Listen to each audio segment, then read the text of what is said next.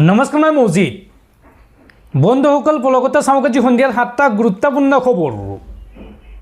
প্ৰথমটো খবৰ, ভাৰতীয় মূলৰ মুছলমানে ব্ৰিটিছৰ পৰা ঘূৰাই আনিব কোহিনুৰ হীৰা। ব্ৰিটেইনৰ ৰজাক কোহিনুৰ ভাৰতক ঘূৰাই দিবলৈ আহ্বান জনাব ভাৰতীয় মূলৰ মুছলমান তথা নিউয়ৰ্ক চহৰৰ মেয়ৰ জহৰান মামদানিয়ে। ভাৰতীয় মূলৰ মুছলমানে ব্ৰিটিছৰ পৰা ঘূৰাই আনিব কোহিনুৰ হীৰা। ব্ৰিটেইনৰ ৰজাক কোহিনুৰ ভাৰতক ঘূৰাই দিবলৈ আহ্বান জনাব ভাৰতীয় মূলৰ মুছলমানগৰাকীয়ে।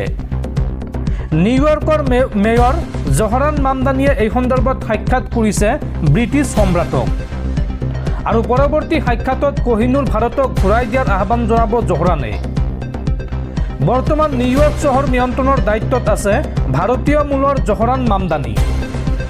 উল্লেখযোগ্য যে ইয়াৰ পূৰ্বে ভাৰতেও ব্ৰিটেইনক কোহিনুৰ হীৰা ঘূৰাই দিবলৈ আহ্বান জনাইছে আৰু ভাৰতৰ পৰা লোৱা এই অমূল্য হীৰা ঘূৰাই দিবলৈ এইবাৰ আহ্বান জনাব মেয়ৰ জহৰানে। পৰৱৰ্তী খবৰ, 1 মে 2026 পৰা সলনি হ'ব সমগ্ৰ ভাৰতবৰ্ষৰ 5টাকৈ গুৰুত্বপূৰ্ণ নিয়ম আৰু ইয়াৰ পোনপটীয়া প্ৰভাৱ পৰিব আপোনাৰ জীৱনত। ৰন্ধন গেছৰ চিলিণ্ডাৰৰ পৰা আৰম্ভ কৰি বেংকৰ একাউণ্ট, ক্ৰেডিট কাৰ্ডলৈকে সলনি হ'ব কেইবাটাও নিয়ম আৰু ইয়াৰ পোনপটীয়া প্ৰভাৱ পৰিব আপোনাৰ পকেটত। 1 মে'ৰ পৰা কি কি নিয়ম সলনি হ'ব আৰু আপুনি ইয়াৰ বাবে কেনেকৈ প্ৰস্তুত হ'ব চাওঁ আহক। LPGৰ পৰা ক্ৰেডিট কাৰ্ডলৈকে কাইলৈৰ পৰা সলনি হ'ব বহু নিয়ম। 1 মে'ৰ পৰা দেশত আহিব কেইবাটাও নতুন নিয়ম। এই নতুন নিয়মৰ বাবে আপোনাৰ পকেটৰ পৰা পাকঘৰলৈকে সকলোতে পৰিব প্ৰভাৱ। 1 মে'ৰ দিনটোৰ পৰা সলনি কৰিব লাগিব আপোনাৰ বাজেট পৰিকল্পনা। ইন্ধন আৰু গেছৰ দামৰ ওপৰত ভিত্তি কৰি মাহেকীয়া বাজেট প্ৰস্তুত কৰক আজিয়েই। ক্ৰেডিট কাৰ্ড ষ্টেটমেণ্ট পৰীক্ষা কৰাৰ লগতে বেংকৰ আপডেট আজিয়েই চাই লওক। 1 মে'ৰ পুৱাই ঘৰুৱা আৰু ব্যৱসায়িক চিলিণ্ডাৰৰ নতুন নিৰিখ ঘোষণা কৰা হ'ব আৰু চিলিণ্ডাৰৰ মূল্য হ্ৰাস হ'বনে বৃদ্ধি হ'ব তাক লৈ এতিয়া চলিছে চৰ্চা। লগতে ক্ৰেডিট কাৰ্ডৰ ক্ষেত্ৰতো নিয়ম সলনি হ'ব কাইলৈৰ পৰা। বহুকেইটা আগশাৰীৰ বেংকে ক্ৰেডিট কাৰ্ডৰ ৰিৱাৰ্ড পইণ্ট আৰু ইউটিলিটি বিল পে'মেণ্টৰ নিয়মত কৰিব সালসলনি। এনে ক্ষেত্ৰত ক্ৰেডিট কাৰ্ডৰ জৰিয়তে কিছু স্থানত বিল পৰিশোধ কৰিলে অতিৰিক্ত চাৰ্জ ভৰিব লাগিব গ্ৰাহকে। 1 মে'ৰ ভিতৰত বেংকিং সেৱা আৰু KYC আপডেট কৰিবলৈ নিৰ্দেশ দিছে RBIয়ে। KYC আপডেট নকৰা গ্ৰাহকৰ লেনদেনৰ ক্ষেত্ৰত সৃষ্টি হ'ব পাৰে সমস্যাৰ আৰু লগতে বিমানৰ ইন্ধনৰ মূল্যৰ ক্ষেত্ৰত হ'ব ডাঙৰ পৰিৱৰ্তন আৰু বিমান যাত্ৰাত টিকটৰ দাম বৃদ্ধি হোৱাৰো সম্ভাৱনা আছে। আৰু এইদৰে 1 মে' অৰ্থাৎ কাইলৈৰ পৰা সলনি হ'ব সমগ্ৰ ভাৰতবৰ্ষৰ 5টাকৈ গুৰুত্বপূৰ্ণ নিয়ম আৰু ইয়াৰ পোনপটীয়া প্ৰভাৱ পৰিব আপুনি, মই বা সাধাৰণ জনতাৰ ওপৰত। পৰৱৰ্তী খবৰ, ভোট চুৰিৰ পিছত মোদী চৰকাৰৰ বিৰুদ্ধে আন এক ডাঙৰ অভিযোগ। এইবাৰ বৃহৎ কেলেংকাৰীৰ অভিযোগ আনিলে লোকসভাৰ বিৰোধী দলপতি ৰাহুল গান্ধীয়ে। এক বিশেষ ভিডিঅ' বাৰ্তাযোগে বিস্ফোৰক মন্তব্য ৰাহুল গান্ধীৰ। ভোট চুৰিৰ পিছত মোদী চৰকাৰৰ বিৰুদ্ধে আন এক ডাঙৰ অভিযোগ ৰাহুল গান্ধীৰ। বৃহৎ কেলেংকাৰীৰ অভিযোগ আনিলে লোকসভাৰ বিৰোধী দলপতি ৰাহুল গান্ধীয়ে। গ্ৰেট নিকোবৰ প্ৰকল্পক লৈ মোদী চৰকাৰে বৃহত্তম কেলেংকাৰী কৰাৰ অভিযোগ। আন্দামান আৰু নিকোবৰ দ্বীপপুঞ্জত এই প্ৰকল্পই লাভান্বিত কৰিব আদানীক।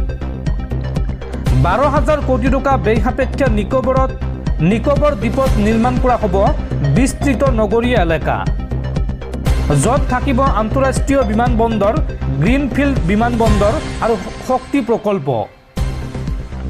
ৰাহুল গান্ধীৰ মতে ইয়াৰ বাবে ধ্বংস কৰা হ'ব 160 বৰ্গ কিলোমিটাৰ বৰ্ষাৰণ্য। এয়া উন্নয়ন নহয়, দেশৰ সম্পদ লুট কৰাৰ বৃহৎ কৌশলহে। সেই অৰণ্যত বাস কৰা জনজাতীয় লোকসকলক উচ্ছেদ কৰিব চৰকাৰে। প্ৰকৃতিৰ ভাৰসাম্য বিঘ্নিত কৰি এনে উন্নয়নে বিপৰ্যয় নমাই আনিব ভাৰতবাসীলৈ। দ্বীপটোত উপস্থিত হৈ ৰাহুল গান্ধীয়ে এক বিশেষ ভিডিঅ' বাৰ্তাযোগে এই বিস্ফোৰক অভিযোগ উত্থাপন কৰে। দৰ্শকসকল, আৰু বহুতো গুৰুত্বপূৰ্ণ খবৰ আছে। তাৰ আগতে আপোনাক জনাওঁ যে যদি আপুনি এতিয়ালৈকে এইটো ভিডিঅ'ত লাইক কৰা নাই তেন্তে এতিয়াই ভিডিঅ'টোত লাইক কৰি দিয়ক আৰু এনেকুৱা ধৰণৰ ভিডিঅ'সমূহ নিতৌ চাবলৈ চেনেলটো ছাবস্ক্ৰাইব কৰি কাষত থকা বেল আইকনটো প্ৰেছ কৰি ৰাখক।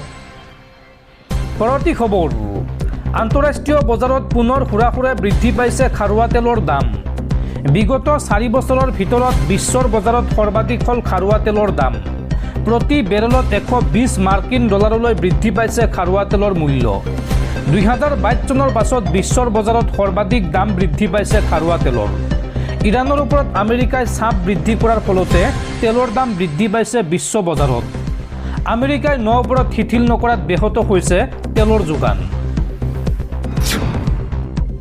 পৰৱৰ্তী খবৰ, প্ৰকাশ পালে দেশৰ 5খন ৰাজ্যৰ বিধানসভা নিৰ্বাচনৰ এক্সিট পোল। আৰু এই এক্সিট পোল মতে অসমত পুনৰ হ'ব বিজেপি চৰকাৰ। লগতে পশ্চিমবংগতো বিজেপি চৰকাৰৰ ইংগিত এক্সিট পোলৰ। তামিলনাডুত বিজয় থালাপতিৰ জনপ্ৰিয়তাই সলনি কৰিব পাৰে ৰাজনৈতিক সমীকৰণ। নিৰ্বাচনী সমীক্ষাত দেশৰ 5খন ৰাজ্যৰ ৰাজনৈতিক ভৱিষ্যত চাওঁ আহক। অসম পশ্চিমবংগত চলিব বিজেপিৰ যাদু। তৃতীয়বাৰলৈ দিছপুৰৰ গাদীত বহিব গেৰুৱা বাহিনী।